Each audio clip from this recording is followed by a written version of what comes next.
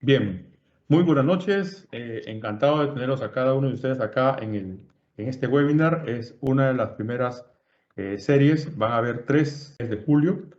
Comenzamos hoy día con el tema de la analítica de datos y los siguientes webinars conmigo van a ver prácticamente la continuidad de este uso, ¿cierto? Hasta llegar al tema de desarrollar aplicaciones, tanto usándolas con herramientas que están en la nube, como Azure Machine Learning, y la última herramienta que ha lanzado con la extensión en Visual Studio 2019, machinelearning.net. Bien, entonces, pero eso lo vamos a ver ya en el tercer webinar que está programado para la próxima semana. Entonces, en esta semana nosotros tenemos 2 webinars, el de hoy día, que es analítica de datos, y el webinar del viernes. Bien, entonces prácticamente es una continuidad de lo que comencemos a trabajar el día de hoy.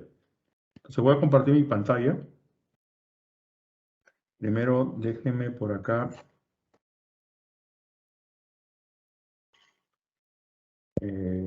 comenzar.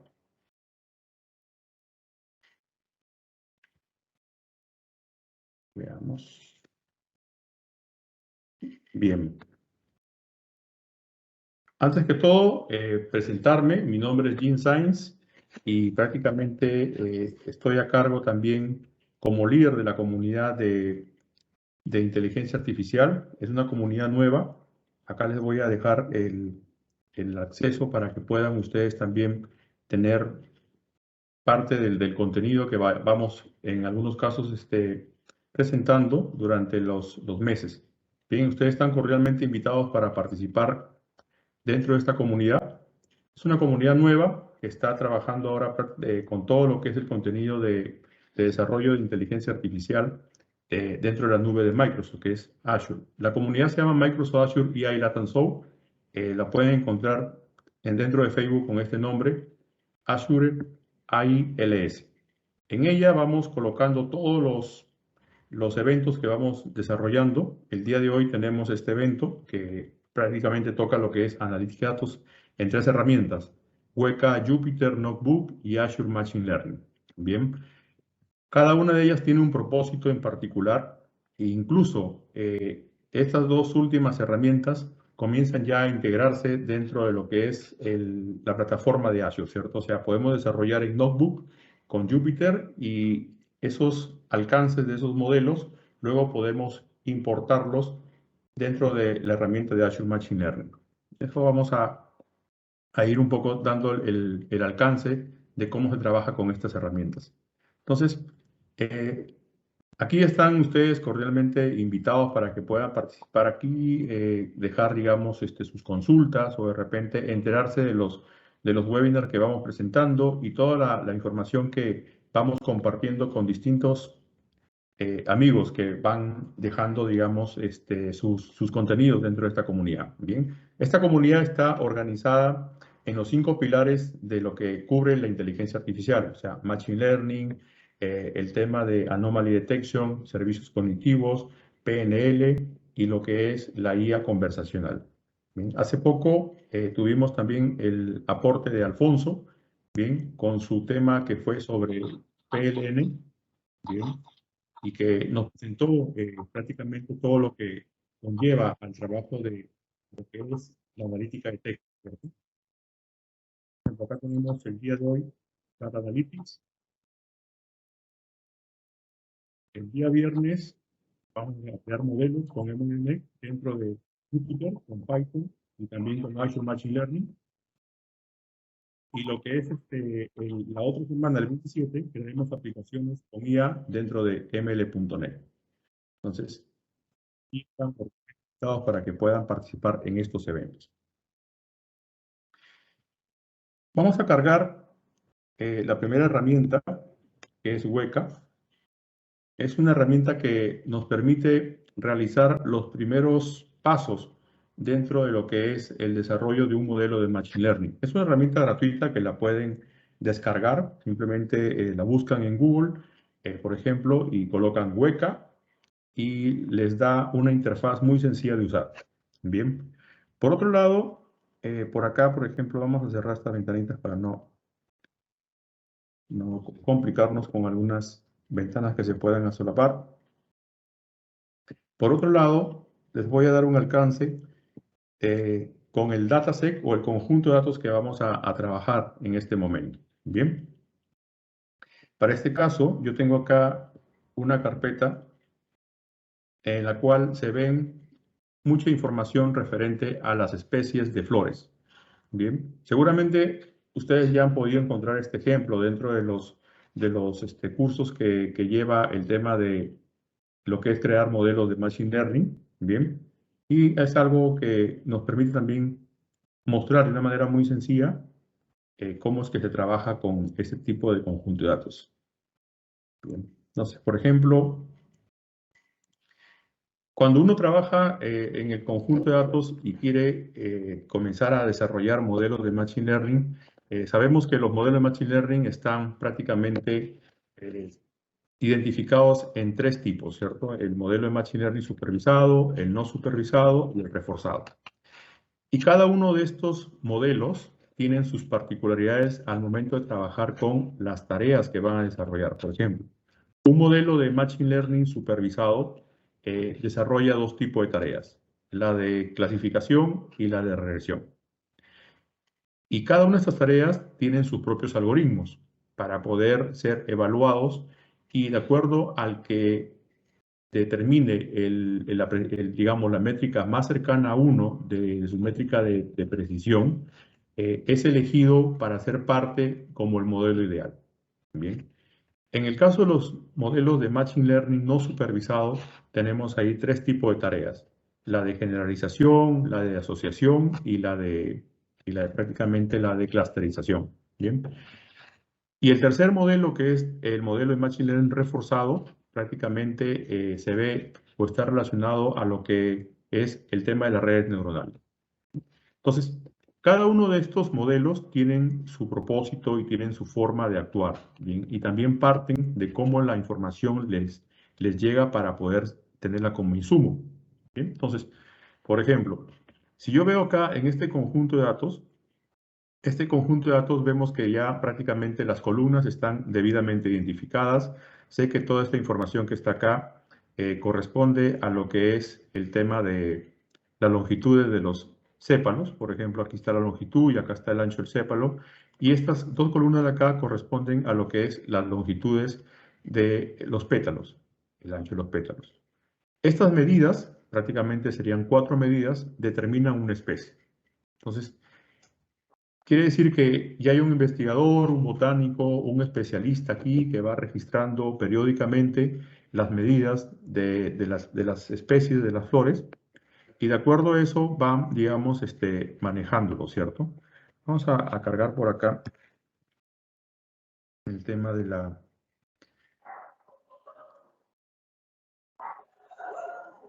la imagen para que puedan ver y tener una idea de cómo se maneja esto. Por ejemplo, estos son los tres tipos de especies de flores. Tenemos la setosa, la versicolor y la virgínica. Bien. Y las medidas que se refieren dentro del conjunto de datos son el largo y el ancho del pétalo, fíjense, y el largo y el ancho del sépalo, ¿cierto? Para identificarlo mejor cuál es el sépalo y el pétalo de una flor, en esta imagen de abajo podemos ver que la parte más interna de la flor es el pétalo y la parte más expuesta es el sépalo. Bien, entonces, los especialistas toman medida de cada uno de estos tipos de flores y las van categorizando en base a lo que ellos ya determinan en su regla, digamos, de trabajo, ¿cierto? Entonces, por este lado, tenemos esta información. Y ustedes pueden partir así con cualquier conjunto de datos que vayan ordenando. ¿Qué otra particularidad tenemos acá? Por ejemplo, vemos que todas estas 4 medidas van a permitir determinar una categoría, ¿bien? Y esta categoría, si lo llevamos al lenguaje ya de lo que se entiende en Machine Learning, esto vendría a ser como la variable destino, o sea, la variable que va a predecir. Entonces, quiere decir que aquí hay una especie que parte de las medidas que tenemos acá, que serían como las variables independientes, ¿cierto? Entonces quiere decir que estas variables de acá serían mis variables independientes, que de por sí toman un valor, pero cuando yo las tomo en conjunto, generan una categoría o una clasificación. Entonces, así puedo yo ir viendo que tengo aquí varias medidas y me van determinando, digamos, diferentes categorías. Otra particularidad cuando se ve el tema de la limpieza de datos también es evaluar cuáles son las variables que van a permitir determinar mi clasificación. Y es probable que algunos valores no los tome en cuenta. Por ejemplo, este identificador, que es un correlativo, no me da ningún valor para poder trabajarlo en mi regresión, ¿cierto? Y la regresión puede ser lineal o regresión logística. Entonces, también si vemos aquí la parte de regresión, podríamos decir que vamos a evaluar si es que esto queremos, si este mismo conjunto de datos queremos trabajarlo con un algoritmo de regresión, tenemos que ver si es que aplicamos para regresión lineal o regresión logística. ¿Cuál es la diferencia? La lineal es que todos los valores deberían ser numéricos. Bien, en todo caso, este tendría que volverse a un equivalente a un valor numérico para poderlo trabajar con ese algoritmo. Si queremos trabajarlo con una regresión logística, esta variable de destino tiene que ser categórica y es como la que tenemos acá. Entonces, en nuestro caso, ¿por qué les comento esto? Porque cuando trabajemos con las herramientas y llevemos este conjunto de datos, vamos a tener que determinar qué tipo de tarea podemos hacer. Una de clasificación, bien, o podemos hacer de regresión lineal o regresión categórica, por ejemplo. Una de esas dos opciones tenemos. Entonces, ¿qué más? Como tenemos ya la información aquí identificada o etiquetada, prácticamente esto nos lleva a que nuestro modelo de Machine Learning va a ser trabajado en lo que es supervisado, porque ya está siendo identificadas las columnas, ¿cierto? Estas columnas ya sé que esta es especie, aquí van todas las especies, y cada una de ellas son las longitudes de los sépalos o pétalos. Entonces, ya tengo una idea. Voy a trabajar con un modelo de Machine Learning supervisado, porque mi conjunto de datos está llegando etiquetado. Puedo trabajar con las tareas de clasificación del modelo de Machine Learning supervisado, sí, porque tengo valores, digamos, que me permiten generar una categoría o una clasificación. Incluso podría también aplicar tareas de regresión, pero regresión logística, porque la variable destino es categórica. Y lineal no, porque la variable destino no es categórica, no es numérica, perdón. Entonces, así vamos un poco resolviendo este tipo de cositas.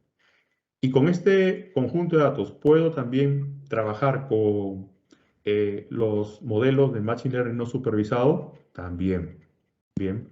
Pero ¿qué importa que venga etiquetado? No hay problema, porque al final el algoritmo, cuando elegimos un algoritmo, por ejemplo, o una tarea, perdón, de asociación o de generalización o de clusterización, lo que va a hacer es coger todo este volumen de datos y comenzar a identificar patrones. Bien, y en base a esos patrones va generando clases, y en base a esas clases ya va determinando más adelante una clasificación. Entonces, los conjuntos de datos se pueden prestar para diferentes formas de trabajar con el Machine Learning. Entonces vamos a llevar este mismo conjunto de datos a la primera herramienta, que es la herramienta de Weka. Voy a cargar igual una segunda herramienta, que es Anaconda. Bien. Esta segunda herramienta me va a permitir más adelante cargar Jupyter, porque Jupyter es una aplicación que se encuentra dentro de este IDE que es Anaconda. Bien. Y mientras va cargando esto, vamos trabajando. Voy a cerrar acá mi archivo de Excel. Aquí ya cargó Anaconda. Bien, vamos por acá. Bien, entonces, tengo Weka. Tengo aquí el explorador. Voy acá al explorador. Y si se dan cuenta, tenemos acá una etapa de preprocesamiento. Tenemos acá clasificación, clúster y asociación. Estos corresponden a las tareas que se desarrollan dentro de lo que es la creación de un modelo de Machine Learning. Clasificación, o por clusterización, o por asociación. Bien. Y cada una de estas tareas tienen sus propios algoritmos que hay que procesarlos para ver cómo es que determina la analítica de datos si es que esa data está correctamente balanceada o está en un buen porcentaje de volumen de información como para poder enviarla a un entrenamiento dentro del proceso de Machine Learning. Vamos a trabajar acá en la primera parte, en el preprocesamiento, voy a elegir aquí mi conjunto de datos, bien, que está en la unidad D. Fíjense que, por lo general, esta herramienta trabaja con archivos con extensión ARFF, bien. Y yo lo que también puedo hacer es trabajar con mis archivos CSV. Entonces yo busco aquí mi conjunto de datos, bien, que está por acá. Veamos. Aquí está. Y cargamos. Aquí está el archivo que vimos en Excel. Bien. Y ya hasta en este momento ya puedo ver la cantidad de información que me puede presentar en la etapa de preprocesamiento. Yo tengo 6 atributos, ¿cierto? Tengo 150 instancias. Cada uno de estos atributos está siendo evaluado de manera estadística. Por ejemplo, con el IDE tengo que el valor mínimo es 1 y el valor máximo es 150, el promedio y la desviación estándar de estos valores. Cuando yo comienzo a trabajar con los atributos ya de lo que me va a interesar para el proceso de analítica, yo veo que, por ejemplo, el atributo de la longitud del cépalo, tengo acá el mínimo 4.7 y el máximo 7.9. O sea, de todos los valores que tengo en esa columna, me está determinando ya cuál es el valor mínimo y el máximo, cuál es su promedio y cuál es su desviación estándar. Y así por cada uno de ellos, yo puedo comenzar a trabajar. Incluso ya tengo acá identificadas las clases, bien, en este caso son especies, son 3 especies que él ha encontrado dentro de ese archivo, ese conjunto de datos, ¿cierto? Tenemos iris setosa, iris versicolor, iris virgínica. Tengo 50 instancias por cada una de estas especies, bien, y de ello ya comienzo a ver prácticamente cierta información que de repente como científico de datos yo podría ya tener algún alcance y podría tomar una decisión si continúo con este conjunto de datos o comienzo, digamos, a trabajar en un mayor volumen, ¿cierto? ¿Qué más puedo encontrar con esta herramienta? Las visualizaciones. Bien, por ejemplo, acá yo puedo comenzar a ver cómo está la distribución de los datos a nivel gráfico, a nivel de la longitud de los sépalos, el ancho de los sépalos, las especies, los pétalos. Estas gráficas son los histogramas que también los puedo desarrollar de manera programática. Bien, también tengo acá la parte de visualización. Es una segunda opción en la cual a través de una matriz yo puedo hacer una comparación de cómo veo la distribución. Por ejemplo, a nivel de pétalos lo puedo ver con respecto a el ancho de pétalo con la longitud del sépalo, ¿cierto? Si yo veo acá, comienzo a evaluar cómo es que esta información, vamos a cerrar por aquí, se encuentra, digamos, dispersa, ¿cierto? Por ejemplo, los colores me indican que el verde es iris virgínica, el rojo es iris versicolor y el azul es iris setosa. Aquí simplemente al ver esta gráfica yo puedo ver ya prácticamente cómo es que se encuentran discriminados mis clases. La iris setosa prácticamente está muy bien identificada con todos sus valores, o sea, prácticamente yo creo que el algoritmo no tendría problemas como para poder identificar la especie setosa y realizar predicciones o clasificaciones en base a esta especie. En el caso de la especie versicolor y virgínica, si bien hay una demarcada también distinción, pero vemos que en la parte casi del medio de este grupo de especies hay una cierta, se puede decir como confusión al momento de evaluar estos datos, ¿cierto? Parece que los datos de la virgínica tratan también de compararse con los tamaños de la versicolor, generando una cierta confusión ahí o entrelazamiento entre ellos, ¿cierto? Entonces, aquí, cuando comencemos a trabajar con los algoritmos que nos trae las maquinarias o las librerías de Machine Learning, seguramente van a tener aquí un trabajo para generar esa discriminación. Entonces, estos gráficos, si bien ya los tenemos acá propios por la herramienta, nos ayudan para poder determinar el análisis, ya la analítica de datos a nivel gráfico, ¿cierto? Una vez que yo tengo acá esta información, como parte, digamos, inicial. Tengo acá también las opciones para poder trabajar en base a las tareas que me pueda determinar el modelo.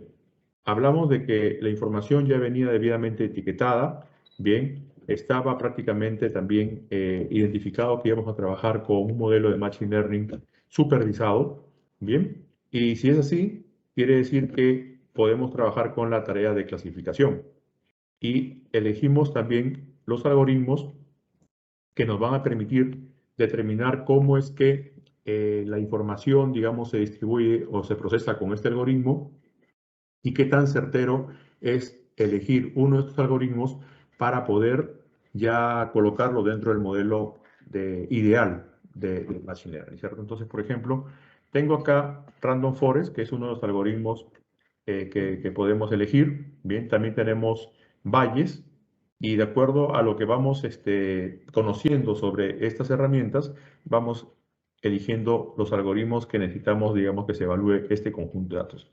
Por ejemplo, entonces, elegimos acá el algoritmo de Forest, bien. Acá especificamos un poco el número de iteraciones por el cual va a comenzar a estudiar, digamos, o entrenarse este proceso. Y le indico que la información o la variable de destino es especies. ¿Sí? Inicio el trabajo y en este caso, aquí podemos encontrar más información. ¿Qué nos determina, por ejemplo, este algoritmo? Aparte ya de la información de las instancias, el número de atributos, por acá tenemos la parte estadística, ¿cierto? De cómo es que esta información ha sido evaluada. Se determinan que hay 149 instancias correctamente clasificadas y hay una instancia que está incorrectamente clasificada, ¿cierto? Aquí determina un porcentaje de lo que corresponde ese número de instancias. Luego tenemos el tema del promedio estadístico o capa, bien. Tenemos acá también el error absoluto. Y esta información, si bien nosotros a veces la podemos acá comprender de algún modo matemático, pero esto debería ser ya parte del trabajo del científico de datos. ¿Por qué? Porque a partir de aquí, él puede ya tener una toma de decisión para ver si es que esta información me sirve o no para llevarla hacia el modelo de Machine Learning o el modelo predictivo que deseo, digamos, desarrollar. En esta sección de acá vamos evaluando que tenemos aquí unas métricas, ¿cierto? Por ejemplo, la métrica de precisión, bien, y vamos determinando que en base a las clases, sus resultados, ¿cierto? A la clase de setosa, versicolor y virgínica. Solamente con este algoritmo. Bien. Y en la parte de abajo, que esto sí es algo muy, muy importante que deben, digamos, todos conocer al momento que comenzamos a trabajar sobre la analítica de datos, es que la matriz de confusión se permite evaluar cómo es que la predicción ha sido desarrollada a nivel de este algoritmo. Las columnas A, B, C corresponden a las predicciones y las filas A, B, C corresponden a los valores que han sido entrenados. Enviados dentro de ese conjunto de datos que subimos, que eran 150, se hizo una repartición de ellos. La herramienta mismo, bueno, se lo ha hecho de manera, digamos, en este caso automática, no ha hecho ninguna configuración adicional y lo ha dejado que la herramienta tome sus propias decisiones para que pueda tomar este resultado en la matriz de confusión. Entonces, tenemos que la columna A corresponde a iris setosa, la columna B, iris versicolor y la columna C, iris virgínica. Bien. Y en este caso la predicción me indica de que para iris setosa tenemos 50 instancias correctamente identificadas o clasificadas. En el caso de versicolor tengo 49, bien, instancias predecidas y tengo una instancia que es como que se está reconociendo como virgínica cuando debería ser versicolor. ¿Bien? Y acá tenemos en lo que es la predicción de virgínica, tengo 50 instancias correctamente clasificadas. Y esto va a variar mucho en base al algoritmo que uno, digamos, vaya probando, ¿cierto? Entonces, prácticamente a nivel de clasificación con este algoritmo tengo este resultado. Bien, 50, 49, 50.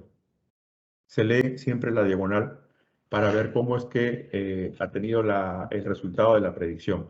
Ahora, tampoco se espera de que siempre todos los procesos en la matriz de confusión no tengan ninguna especie de predicción errónea, sino que lo que se espera es que el algoritmo tampoco llegue a tener tantos errores. Entonces, cuando comenzamos a evaluar estos algoritmos, vamos a ver que el algoritmo es el que menor equivocación o error genera cuando realiza sus predicciones. Es por ello que la métrica de precisión, al momento de elegir con qué algoritmo me quedo, debería ser la más cercana a 1. Bien, entonces, por ejemplo, acá evaluamos con otro algoritmo. Bien. Y seguramente la información va a ser diferente, ¿cierto? Aquí tenemos, fíjense, con este algoritmo de Neive-Bayes, tengo que 50-50, las predicciones han sido correctas para Setosa versicolor, y para Virgínica tenemos un 49 de predicción acertada y tengo una solamente que ha pasado como versicolor. Bien, entonces, este proceso ya sería como que evaluado por ya los expertos, en este caso los certificados, para que puedan determinar con cuál de estos algoritmos me quedo para poder luego pasar al siguiente paso, que es la creación del modelo. A nivel de clúster, bien, acá igual, esta es otra tarea. Clúster y asociación son tareas propias de lo que es el Machine Learning no supervisado. Lo puedo trabajar como el mismo conjunto de datos. Elijo, por ejemplo, acá algún algoritmo que puedo, digamos, seleccionar de estas opciones que me trae la herramienta hueca. Bien, vamos a elegir este de acá.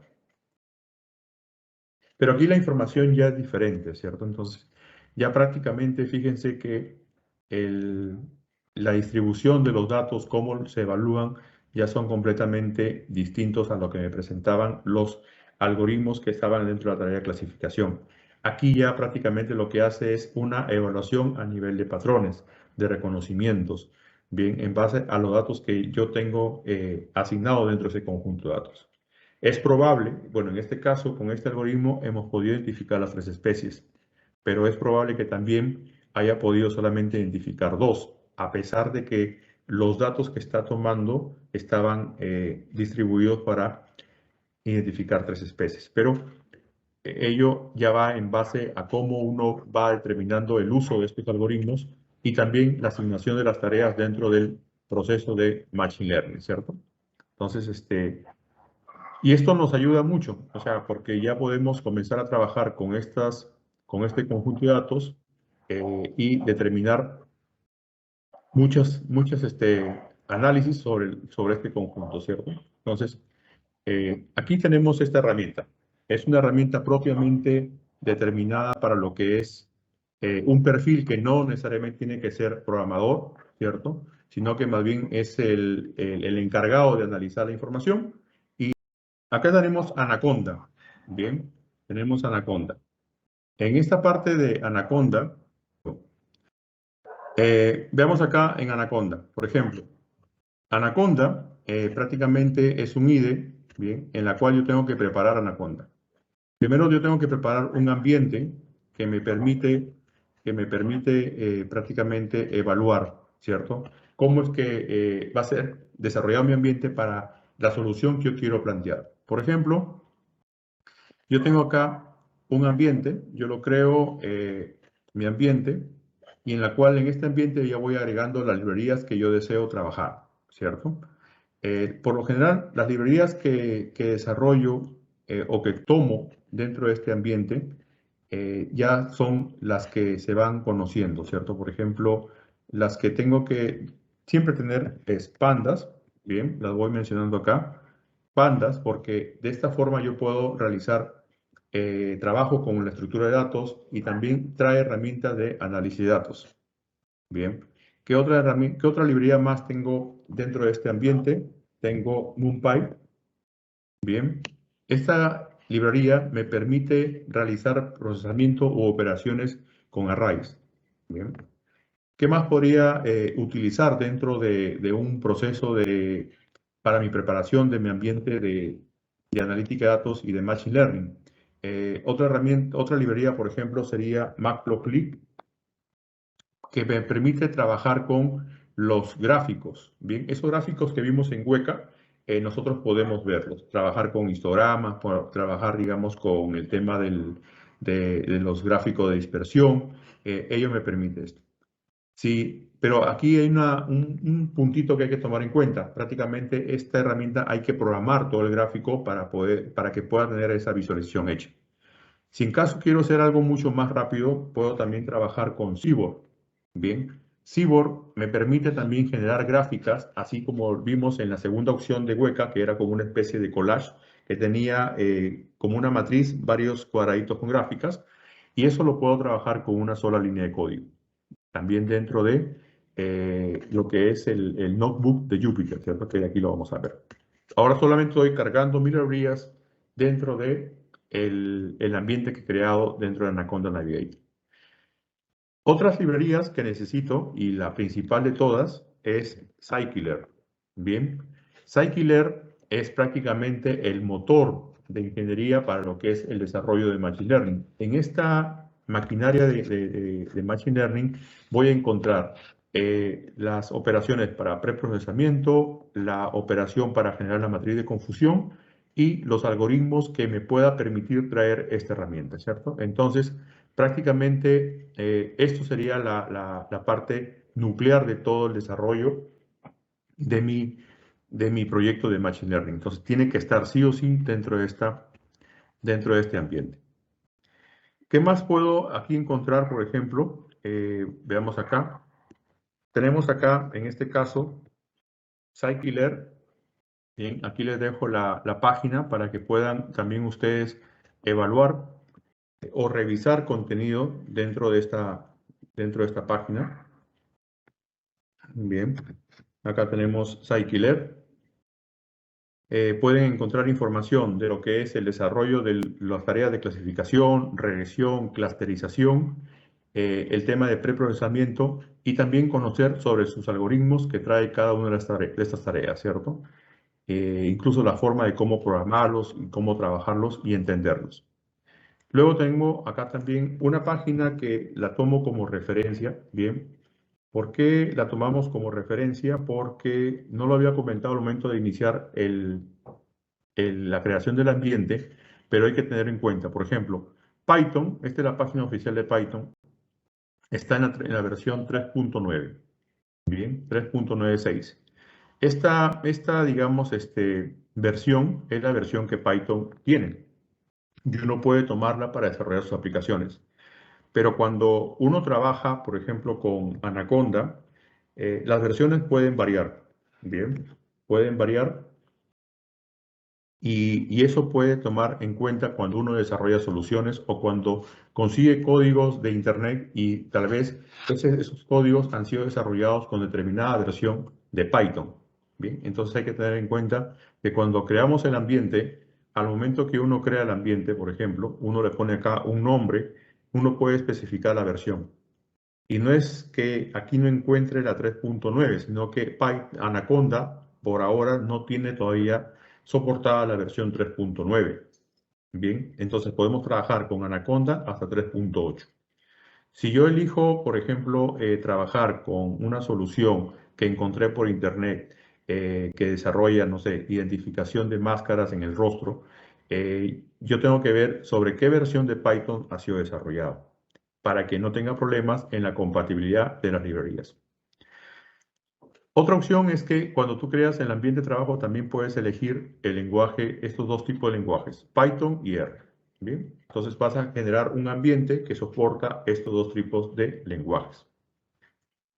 Pero hasta ahí estoy configurando mi ambiente de trabajo. Una vez que ya tengo esto trabajado, bueno, aquí por ejemplo ya tengo Scikit-Learn, tengo también Keras. Keras, bueno, no lo tengo instalado, pero Keras ya trabaja muy de la mano con TensorFlow, que es para la generación de proyectos de Machine Learning reforzado, que son los Deep Learning. ¿Bien? Entonces, Esto se desarrolla mucho cuando hay que crear neuronas, hay que trabajar de repente con proyectos que permiten tener un aprendizaje ya no solamente en base a un entrenamiento, sino que a medida que va tomando más datos, él se va auto capacitando y así va generando, digamos, ese aprendizaje en la neurona. Entonces, ese tipo de proyectos hay que trabajarlos con Keras. Aquí, otra particularidad es que Keras lo puedes encontrar solo, ¿bien? O también puedes utilizar el Keras que viene dentro de TensorFlow, ¿bien? Cuando tú instalas TensorFlow, ¿bien? Prácticamente ya te trae un Keras y ese Keras es mucho más versátil y por lo general siempre se usa en casi todos los desarrollos que se tienen para el desarrollo de redes neuronales. Recomiendo que cuando tengan que trabajar con redes neuronales, trabajen con TensorFlow. Instalen TensorFlow dentro de su ambiente de trabajo y dentro del TensorFlow, al momento de invocar a la librería, ahí pueden decirle, por ejemplo, TensorFlow.keras, ¿bien? Que es muy distinto a trabajar con Keras solo, ¿bien? Tiene ahí sus cositas como para que ustedes puedan evaluar las diferencias, ¿cierto? Entonces, una vez que ya tenemos nuestro ambiente de trabajo, y aquí simplemente es buscar la librería, instalarla y así adecuar todo nuestro ambiente de trabajo. Si ustedes ven acá, por ejemplo, todo mi ambiente de trabajo, hay librerías que ya vienen por defecto cuando se instala o se crea el escenario, y hay otras que voy agregando. Entonces, estas son las necesarias que yo tengo para generar mi, prácticamente mi proyecto para Machine Learning, que en una etapa tengo que ver la analítica de datos. Cuando voy aquí a Home, yo elijo el ambiente de trabajo y yo puedo aquí ver que tengo distintas aplicaciones. Bien, y yo puedo elegir en cualquiera de estas aplicaciones con la que más estoy acostumbrado a desarrollar, elijo para poder tenerlo como parte del desarrollo programático. Tengo Jupyter Notebook, tengo Visual Studio Code, tengo, por ejemplo, RStudio y Spider. Bien, entonces, esta es una herramienta visual. Bien, esta de acá, bueno, ya muchos lo conocemos, de Visual Studio Code, que hay que tener, digamos, también las extensiones necesarias dentro de Visual Studio Code para que pueda soportar Python y pueda soportar todas las librerías necesarias para los proyectos de analítica de datos y machine learning. Y tengo acá Jupyter Notebook, que es una herramienta que está prácticamente ahora siendo muy usada. Incluso una vez que ustedes desarrollan con esta herramienta, van a poder integrarlo luego o generar una especie de exportación de este código de Jupyter y luego importarlo dentro de Azure Machine Learning, porque se conversan tranquilamente.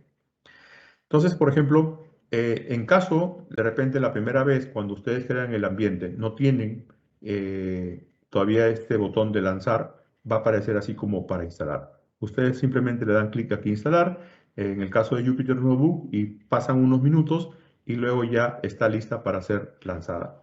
Yo lanzo aquí mi Jupyter Notebook. Bien. Y tengo, pues, que carga una página como un servidor, una aplicación web local, ¿cierto? Y por acá yo puedo ir estructurando ya prácticamente mis carpetas donde voy creando mis proyectos, ¿cierto? Los proyectos los puedo ir definiendo acá con esta opción, voy definiendo mis notebooks con Python de tipo Python 3 y así voy generando, digamos, mis proyectos de Jupyter o mi libro de Jupyter. Entonces, por ejemplo, acá yo tengo un proyecto de Flores Iris, bien, en la cual acá ya se ha desarrollado. Voy a limpiar las salidas, bien, para poder ir viendo poco a poco lo que se tiene. Por ejemplo, aquí estoy haciendo uso de las librerías que instalé. Tienen que, cuando ustedes de repente utilicen librerías que bajan de internet o algo, ¿cierto? Un código que baja de internet y lo comienzan a trabajar en Jupyter y les sale un error, ¿cómo tienen que hacer?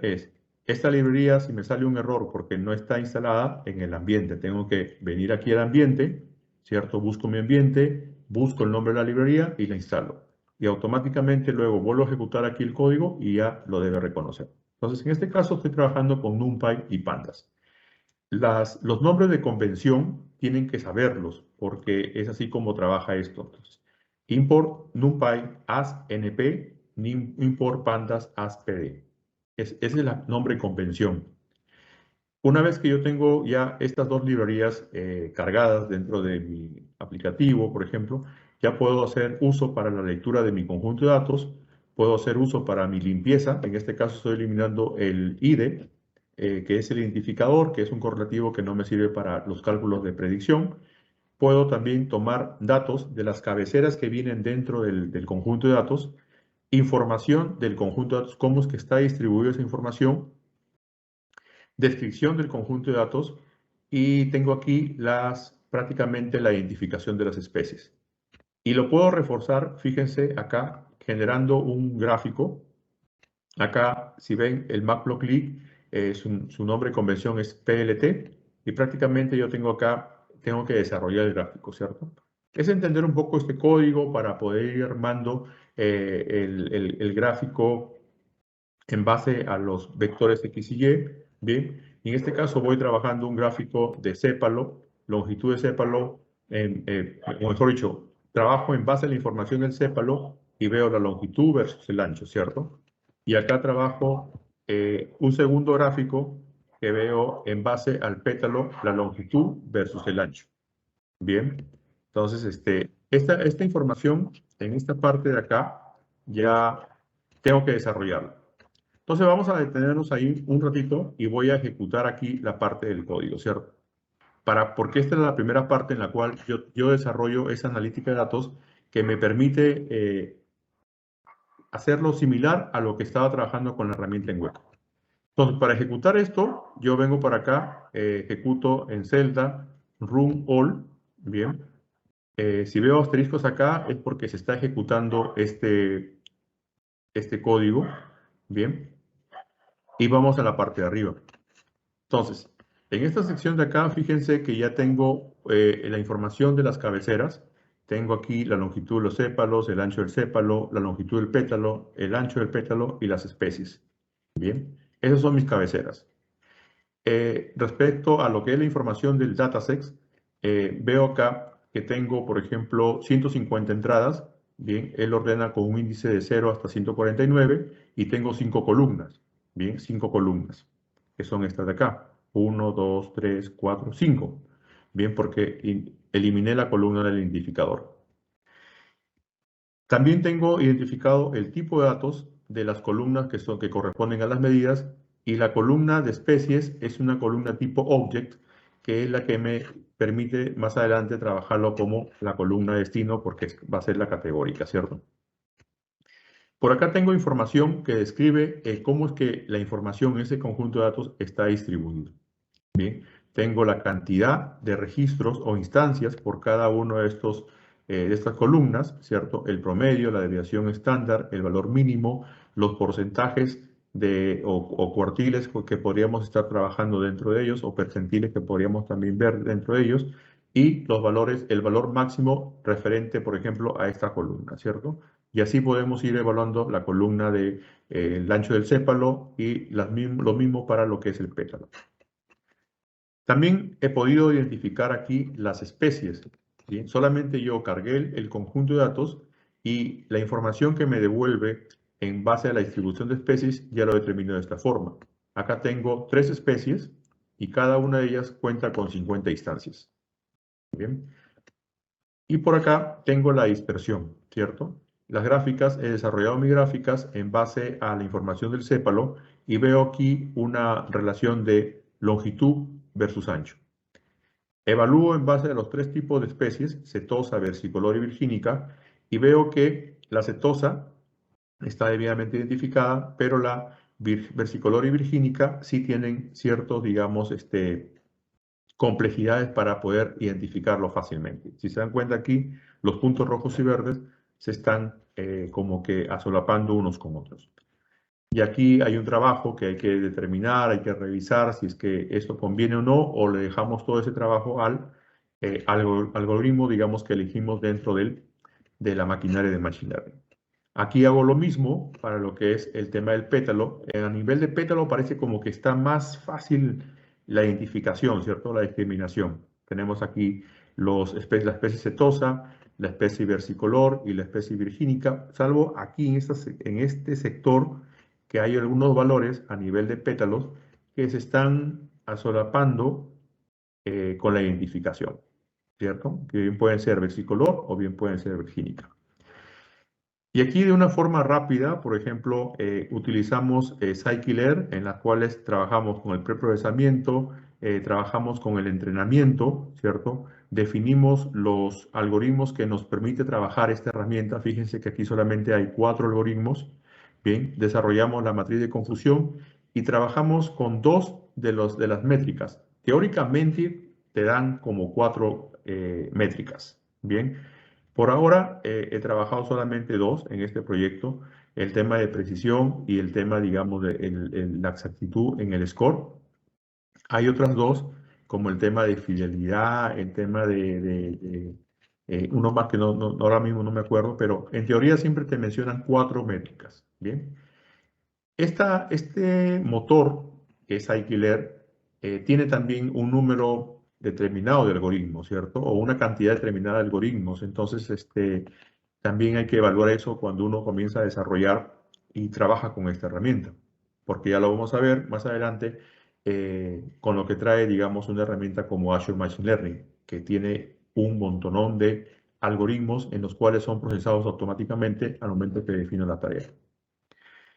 Por acá ya comienzo a trabajar en la programación de lo que es el algoritmo, ¿cierto? Desarrollo aquí en la parte del entrenamiento. Indico que, bueno, por lo general a veces se trabaja con la ley de Pareto, 80-20. Ya determino que 80 va a ser para entrenamiento y el 20% siempre especifico el porcentaje de testeo.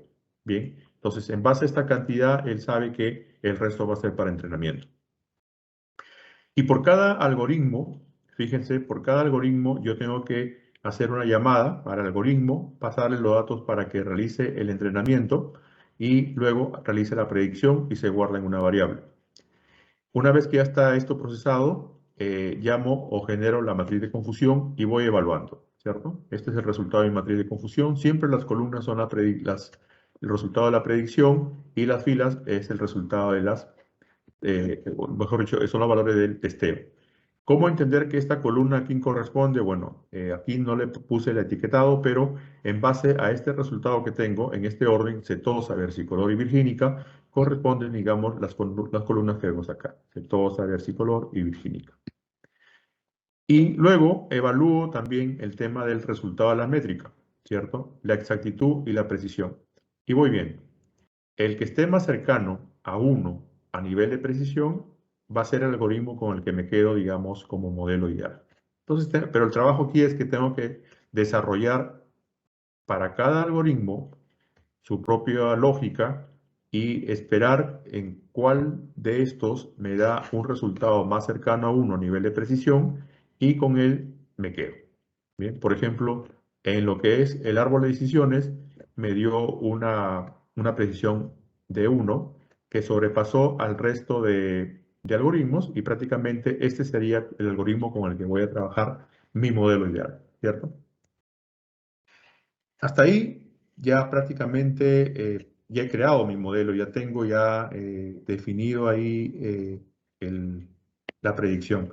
Lo que nos interesa de esto es prácticamente que con estas 2 librerías, ¿cierto? Puedo realizar la estadística o la analítica de datos y con esta librería de acá puedo desarrollar mi gráfica, similar a la parte de web. Entonces, ya si comenzamos a especializarnos un poco más, a sacar otro tipo de fórmulas de repente, podemos ver de que programáticamente también podemos realizar dentro de Jupyter el tema de la analítica de datos antes de llevarlo al siguiente nivel, que sería ya crear el modelo. ¿Bien? Y por último, tenemos la parte de la aplicación de Azure Machine Learning. Bien, vamos a ver por acá. Voy a cargar acá mi portal.azure.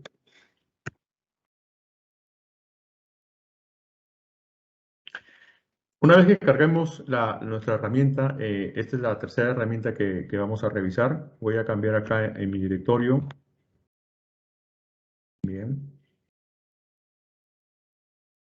Y lo que voy a hacer acá es, bueno, El paso previo es instalar un recurso de Machine Learning, ¿cierto? Yo ya tengo acá instalado mi recurso. Es buscar simplemente Azure Machine Learning. Y una vez que tenemos ese recurso ya creado, pasamos a lo que es la herramienta, que es Azure Machine Learning. Esta herramienta tiene una herramienta interna que permite generar un modelo de Machine Learning de manera automática, que es ML automatizado. ¿Bien? O en todo caso también uno puede comenzar a trabajarlo por cada uno de los recursos, cargando el conjunto de datos, generando el experimento, luego trabajando el modelo y por último el punto de conexión. ¿Bien? Por ahora, lo que vamos o sea, el alcance de esta comparación es trabajar. Vamos a generar aquí con ML automatizado nuestro conjunto de datos. Sabemos que automáticamente va a generar el experimento y el modelo, bien, que lo vamos a tener como una especie de referencia, pero no lo vamos a llegar a ver todavía hasta la siguiente sesión. Entonces, veamos acá, miren, yo tengo acá mi opción de AutoML, como lo llamo o también se conoce, y yo puedo en esta parte generar una nueva ejecución. Bien. Como parte de la nueva ejecución, lo primero que tengo que hacer aquí es crear el conjunto de datos. Voy a generar aquí la creación del conjunto de datos en base a los archivos locales. Voy a ponerle acá, por ejemplo, que mi archivo se llama Iris Webinar. Bien, Webinar 1. Cuando trabajo con esta herramienta, prácticamente el tipo de conjunto de datos ya viene seleccionado, que es tabular. Si yo elijo la otra opción de crear el conjunto de datos sin el AutoML, yo puedo trabajar con otro tipo de conjunto de datos como lo que es el conjunto de datos de archivo. Bien, entonces por ese lado, bueno, lo dejo como está porque tampoco puedo variar mucho acá y doy pie a el botón siguiente. El siguiente paso es cargar el archivo por el cual voy a trabajar este conjunto de datos. En este caso, jalo nuevamente mi dataset, que ya lo tenía por aquí, que es el mismo que trabajé en Weka y el mismo que trabajé en Jupyter. Bien, y lo tengo acá. En este momento está cargando el archivo, ¿cierto? Tengo acá información, el estado todavía tiene que darme como un check por ahí. Bien, pero ya tengo datos que seguramente están terminando de actualizarse en esta opción, en esta ventanita. Una vez que ya tengo esto, doy clic acá en siguiente. Bien, ya está acá. Está al 100% y el estado está ok. Bien, está analizando la información. Y lo único que he hecho acá es cargar el conjunto de datos, el archivo. Sé que el archivo está delimitado. Bien, está delimitado por coma, ya me lo está identificando. Tiene una codificación UTF-8. Y yo puedo indicarle acá que solo el primer archivo tiene encabezados, ¿cierto? O sea, yo elijo acá que mi primer archivo tiene encabezados y el resto lo dejo como está y ya voy a la parte de el siguiente paso. Aquí apareció información previa en la cual ustedes pueden darse cuenta de que ya están las columnas de la longitud de los sépalos y los anchos de los sépalos y los pétalos y las especies, ¿cierto? Ahora estoy en el paso de la configuración y vista previa. El siguiente paso es el esquema. Bien, este esquema es que aquí yo puedo indicarle cuáles son las columnas que voy a necesitar para que la tarea que voy a realizar de clasificación o de regresión o de evaluación de valores futuros tome en cuenta. Entonces, por ejemplo, les dije que el identificador no me da valor porque es un valor correlativo, no suma al tema de la predicción. Las longitudes de los sépalos sí, la longitud de los pétalos también y las especies también. Y aquí le doy siguiente. Una vez que tengo ya esta información definida, por ejemplo, aquí ya me da una confirmación de los detalles, tengo todo esto de acá, le digo crear. Bien. Y al momento que tengo ya esto creado, voy acá y le doy clic en este conjunto de datos para seguir con la parte de la configuración. Bien, configuración de la ejecución. O sea, ya voy a elegir aquí la tarea por la cual este conjunto de datos va a ser procesado. Esto es muy importante porque aquí uno puede definir o trabajar con un experimento que ya tiene desarrollado o crear uno. Define también la columna de destino que va a ser la columna de predicción e indica, lo más importante de este paso es que uno selecciona aquí el tipo de procesamiento. Bien, y este procesamiento es la máquina virtual donde se va a ejecutar todo este entrenamiento del modelo. Entonces, yo puedo crear acá un experimento, por ejemplo, experimento Iris Webinar 1. Bien, ese va a ser el nombre del experimento. Columna destino, especies, bien, y selecciono el clúster de proceso, en este caso de estándar 1, pero si ustedes quieren definir recién o es la primera vez que están definiendo su tema de proceso, tienen esta opción para poder definir si es por CPU, el tipo de máquina virtual o por GPU, y acá viene, digamos, la selección de las máquinas. Estas máquinas, dependiendo mucho la capacidad que tiene de cómputo, referirá un costo mensual y es por hora de procesamiento.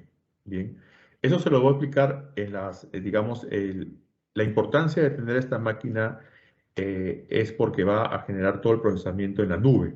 Bien, o sea, prácticamente yo puedo tener mi laptop acá que no tiene mucha cantidad de recursos necesarios, pero yo hago que el modelo ejecute en la nube. El procesamiento es por hora de consumo, que es lo que te cobra. Entonces, dependiendo del tipo de máquina, por ejemplo, hay máquinas que te cobran por hora $0.37, bien, y también dependerá, bueno, otras opciones, pero en base a la cantidad de información o volumen de datos que quieras procesar. En este caso, yo tengo un estándar 1 que es, digamos, no muy cara, pero sí cobra, pero como está enfocada a lo que es tema de desarrollo y testeo, la elijo, ¿cierto? Igual en esta sección de acá de proceso, yo puedo indicar aquí los otros tipos de instancia de proceso, el tema de la referencia, o cuando yo quiera publicar, lo puedo también, puedo crear ahí un Kubernetes, una instancia para que pase a una etapa de producción y pueda hacer esto ya colocado públicamente y consumido, ¿cierto? A otros niveles. Hasta aquí ya configuró el tema de la ejecución. Ya doy clic aquí en siguiente. Bien, acá vamos a colocarle, le había puesto experimento. Experimento. Is webinar 1. Y le doy siguiente. Perdón. Era acá. Experimento. Is webinar 1. Ya está. Y le doy siguiente. Y en este caso, Automel, bien, Automel tiene este tipo de tareas: clasificación, regresión y la previsión de serie temporal. Si realizamos un poco las opciones, sabemos que nuestra información, la columna de destino es categórica, ¿cierto? O sea, no es numérica. Entonces, no puedo realizar una tarea de regresión, salvo que tenga que hacer una especie de conversión o equivalencia para que esa columna que es categórica tenga una referencia numérica. Pero por ahora no lo tiene. Entonces, previsión de serie temporal permite predecir valores basándose en el tiempo. No tengo más que los datos que vimos en el conjunto de datos, que eran las medidas y que me permitían desarrollar una clasificación. Entonces, por ende, me lleva a esta opción y aparte que yo le puedo activar el aprendizaje profundo, ¿cierto? O sea, una cosa es que él comience a hacer la predicción en base a los datos que ya tiene y otro es que también aprenda de manera automática con nuevos datos cuando uno ya los comienza, digamos, a enviar, ¿cierto? Entonces, hasta aquí ya elijo mi tarea, que es de clasificación, y lo que hago es finalizar. Como estoy trabajando con la herramienta de Automel, Automel lo que va a hacer es prácticamente crear el experimento, ¿cierto? Definir el experimento y luego trabajar en el modelo. Ya, bueno, entonces, en el experimento es donde ya toda la parte de analítica de datos se va a realizar. Ahí se va a ver prácticamente las métricas, el conjunto, digamos, de medidas que tienes y también la evaluación de la matriz de confusión. Si nosotros vamos por acá, por ejemplo, aquí en conjunto de datos y bajamos, fíjense, Ya esto ya lo acabo de crear, ¿cierto? Experimento, él está en un proceso de ahora mismo de ejecución. Fíjense que este es el experimento que yo creé. Si yo veo por acá, está en ejecución. Todavía no puedo ver muchas cosas por acá, ¿bien? Porque todavía está creándose el experimento, ¿cierto? Eh, y si veo por acá en modelos, tengo aquí otros modelos que a partir del experimento, una vez que ha sido creado, se construye este modelo y puntos de conexión son prácticamente los endpoints. Bien, aquí hay una particularidad. Cada vez que ustedes creen un endpoint, bien, y lo trabajen y lo tengan, digamos, con el propósito de trabajarlo, bueno, saben que hoy día tengo que sí o sí tener activo este endpoint, háganlo, bien, trabajenlo. Pero cuando ya decidan o saben que ya de aquí no lo van a volver a usar hasta la próxima semana, pueden eliminar este endpoint, bien, porque si no lo eliminan, este señor de acá genera un consumo y eso les puede comenzar a mermar prácticamente la línea de crédito que tienen ustedes asignado dentro de Azure. Solamente es eliminar el endpoint, no es eliminar el resto de pasos que ya completamos, porque la siguiente vez, o sea, de aquí nos llegamos a la próxima semana y a partir del modelo yo puedo hacer una implementación nuevamente para generar este punto de conexión y así trabajarlo por ese periodo de tiempo.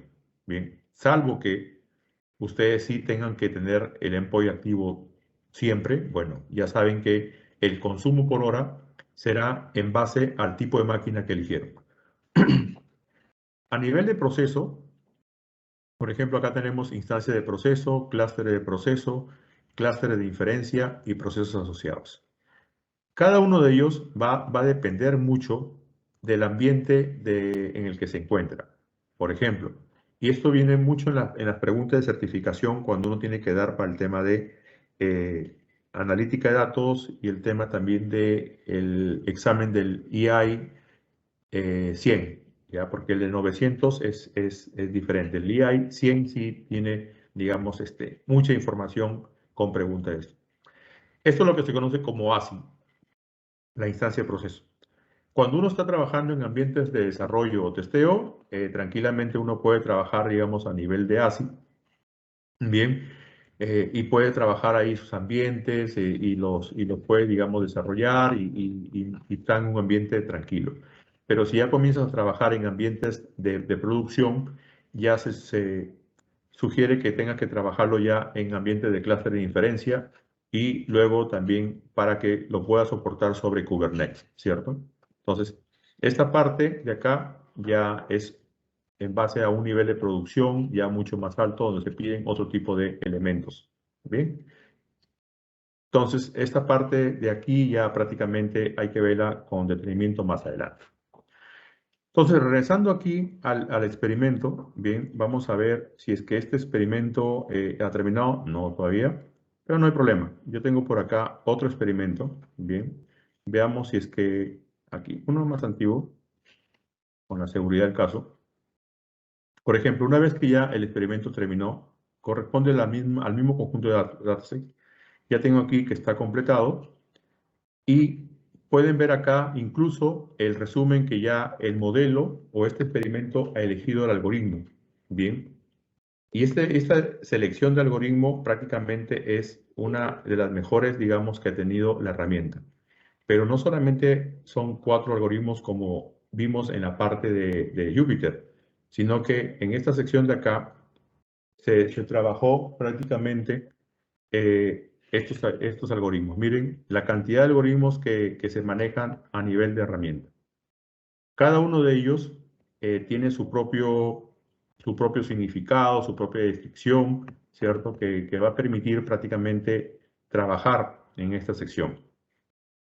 Entonces, por ejemplo, veamos. Este algoritmo de acá, que es el que la herramienta ha seleccionado, bien, y lo pone en la parte de arriba, es porque lo está declarando como el mejor de todos. Pero seguramente cuando se trabaja con el científico de datos o analista de datos, pueden tener la opción de revisar los otros algoritmos. Bien, estos algoritmos de acá también brindan cierta información y dependerá mucho lo que permite, digamos, decidir en base a la experiencia del científico de datos. Entonces, por ejemplo, si yo doy clic acá en este algoritmo, yo puedo ver que su nivel de precisión hasta el 0.93 es uno de los mejores algoritmos que han trabajado acá. Y en la parte de métricas, fíjense la cantidad de medidas que tenemos a nivel de la herramienta. Nos permite la exactitud, nos permite otras medidas, incluso el tema de precisión y también lo que es la matriz de confusión. Bien. Esta matriz de confusión es la que vimos nosotros a nivel de Cueca y también la desarrollamos a nivel de Jupyter. Entonces, en la sección de acá abajo podemos aquí encontrar el desarrollo de esta herramienta, bien, y aquí poder trabajar en el tema de lo que es las predicciones, ¿cierto? Igual, las columnas son las predicciones y las filas son los valores que han sido testeados y que están dentro de esta evaluación. Entonces, ya de por sí, esta herramienta me está determinando mucha información, bien, en la cual el científico de datos puede comenzar a evaluar en base a las gráficas que tenemos acá, a la distribución, digamos, que se va tomando en base a estas medidas. Bien, entonces, prácticamente estos tres tipos de entornos nos ayudan mucho a lo que generalmente uno determina en base al perfil que tiene, ¿cierto?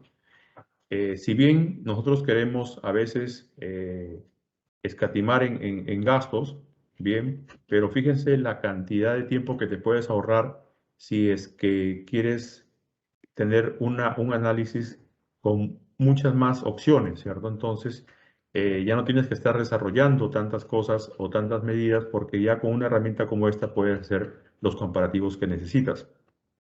Incluso puedes ver acá el tema de estos experimentos, bien, los puedes generar las veces que tú desees o en base, digamos, con distintos entornos, ¿cierto? Puedo comenzar a ver aquí mis resultados de por qué este algoritmo es el mejor y por qué de repente no usar el de acá. Puedo comenzar, digamos, a evaluar cada uno de ellos, bien, y puedo aquí ver las métricas. Y lo mejor de todo es que cuando yo determine cuál es el mejor algoritmo, de repente no es no el que me esté entregando la herramienta, sino que yo puedo decir, oye, yo quiero que este algoritmo, ¿cierto? Por ejemplo, en este caso de acá, yo puedo decir, si la herramienta me dijo que este era el mejor algoritmo, de repente yo quiero trabajar con este. Entonces, lo que hago es simplemente selecciono. Una vez que selecciono, implemento. Al momento que implemento, ya prácticamente se va a crear el punto de conexión. Bien. Y una vez que ya tengo el punto de conexión ahí, voy a comenzar a hacer los testeos. Entonces, eso lo vamos a ver en el próximo webinar cuando tengamos ya la parte evolutiva de lo que es el desarrollo de estas tres herramientas, ya que va más allá de la parte de la analítica, ya cuando comencemos a trabajar con el modelo de Machine Learning. Entonces, bien, señores, espero, digamos, que les haya interesado mucho estos temas. Espero, digamos, también tener muchas de repente consultas o que haya resuelto sus dudas en base, digamos, a esta información que les acabo de presentar con esos tres tipos de herramientas. Y quedo atento a sus consultas, algunas de repente curiosidad, de repente quieran conocer sobre esto. Igual sabemos que esto se va a seguir desarrollando el próximo viernes, bien, ya cuando comencemos a crear modelos de Machine Learning. Muchas gracias, Jim. Gracias, Una Pablo. pregunta. El AI 102 no está tocando temas de ML Automate, porque, bueno, justo estoy viendo para ir preparando la certificación. Una consulta, yo no miré por el momento, pero si la de Data Science tiene esa posibilidad de trabajar con ML Automate, en lo que sería en el desarrollo de conocimientos para obtener la certificación. Claro, mira, justo acá estoy cargando el de Associate, ya porque ya tienes el 102, ¿cierto? Yo di el 100, bien, porque todavía estaba disponible el 100 y estaba en proceso de actualización el 102. Mira, acá está, este es el 102, perdón. A ver, vamos a ver, acá examen 102 para estar más seguros. Sí, es este. Acá lo pongo lo comparto. Y acá puedes encontrar la guía que de por sí te va a ayudar bastante porque te dan los conceptos y prácticamente toda la parte teórica de los temas que cubren este tipo de certificación. Bien, la parte de evaluación de texto con el cognitivo de Azure, bien, el tema del proceso y translate, si no me equivoco, la clasificación, el natural language y el conocimiento de minería a través del SERS. Bien, vamos a ver, quiero estar seguro porque acá está. Este es el 102, el de diseño e implementación a Microsoft Azure EI. Este de acá es, porque ya me estaba apareciendo algo distinto a lo que había estudiado. Este es. ¿Qué viene acá?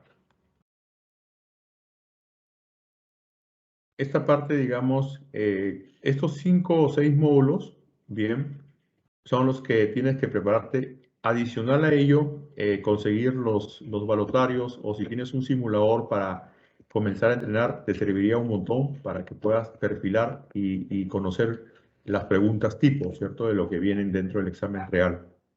Bien. Entonces, en cada uno de ellos se va aplicando cierta, digamos, complejidad para el desarrollo de estos exámenes. Entonces, en algunos casos tienes que conocer de repente los fundamentos de Machine Learning, ¿bien? O los tipos de Machine Learning, también conocer los tipos de datos que existen, ¿cierto? Por ejemplo, van a haber conceptos como el tema de la analítica de datos, el tema de los soportes de datos, los Kubernetes, las instancias de proceso, y cada uno de estos entornos te los van de algún modo consultando o preguntando al momento que tienes el escenario que evaluar durante el estudio para este examen.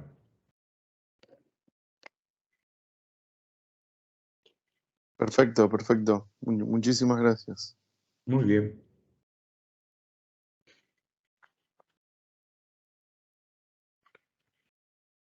¿Alguna otra pregunta? De repente ya está todo claro. O si no, ya prácticamente lo continuaríamos para el viernes, en la cual vamos a ver ya el desarrollo de lo que es el proyecto de Machine Learning, ¿cierto? Con esta herramienta de Azure Machine Learning y ver también con Jupyter algunos otros ejemplos, cómo es que se desarrollan proyectos de Machine Learning, tanto para clasificación y por ahí mostrar un ejemplo para la detección de mascarillas con OpenCV.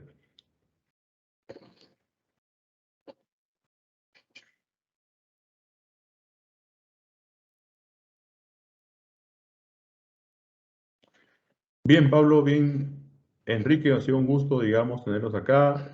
Johan, Alberto, prácticamente espero volverlos a ver el día viernes. Y esto ha sido todo por el día de hoy. Y bueno, agradecido de estar acá acompañándonos en este webinar. Acá creo que hay un mensajito. Ya, perfecto. Gracias, Alberto. Entonces, Sí, Jim, muchas gracias por el tiempo y la habilidad de explicar. perfecto, Enrique. Muchas gracias a ti también por estar aquí participando a las cuantas nuevamente en estos lugares. Que cuídate, un abrazo. Hasta luego. Listo, cuídense y nos estamos viendo. Un abrazo para todos, ya nos vemos. Chao, chao. Chao, chao, chao, chao. Chao, chao.